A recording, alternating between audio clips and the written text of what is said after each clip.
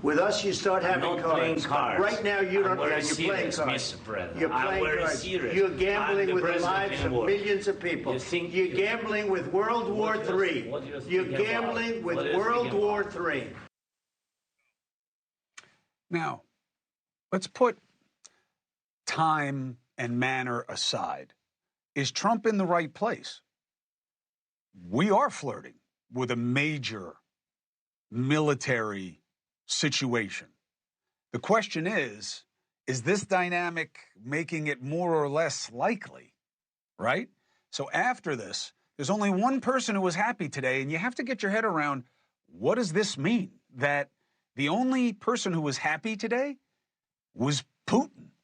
His deputy chairman, right, his puppet over there, Dmitry Medvedev, tweeted, "The insolent pig finally got a proper slapdown in the Oval Office."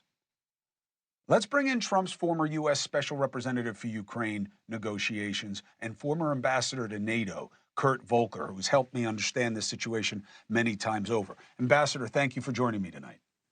It's good to be with you, Chris. Thanks for having me. So first, what was your straight take? I think it was a huge missed opportunity for Zelenskyy. He had a goal. His goal was to go into the Oval Office, have an agreement with Trump on the minerals deal, and align the United States and Ukraine going forward. And he got distracted by the questions from the press.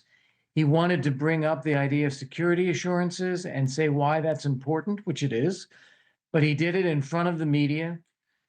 Trump had already said he didn't want to talk about that. And then it got into an argument, and it just escalated from there. Very, very unfortunate for Zelenskyy and Ukraine, because this has now set things back compared to where they were before this meeting. Do you think, coming from Trump world, that this is what they plan to do? That's why J.D. Vance was so active, and we really haven't seen him playing any role in the administration up until now. And what do you think they wanted out of this? Yeah, no, I've heard that commentary that this was an ambush by J.D. Vance or Vance and the president both. I watched the tape twice. I wanted to see exactly how this played out. There was a question that was pitched to President Trump about security assurances, and Trump just shut it down. He didn't want to talk about it, made clear he didn't want to talk about it, and then they were going to move on. And President Zelenskyy said, no, let me comment on that. And he then discussed how important these security assurances are. You can't trust Putin. He will attack again. We've had this before. And then Trump felt compelled to respond to that because he didn't want to hear what Zelenskyy had to say. And then J.D. Vance jumps in, and it just deteriorated from there. None of that had to happen. And unfortunately, I've been in situations like this. You don't have to respond to everything that's said. You have to, as a diplomat or a leader, you have to focus on what the goal is here. The goal was to get the U.S. and Ukraine on the same page. And we were this close. And now we are this far away again. Do you think so? Or do you think this is just a moment in time and Ukraine needs us too much?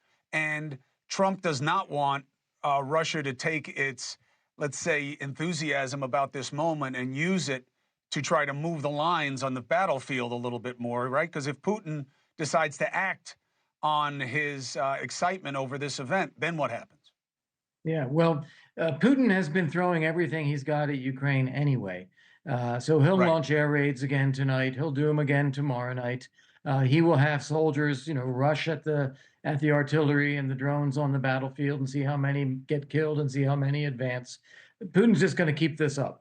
And he believes that if he does, he will get a better deal out of Zelenskyy and Trump.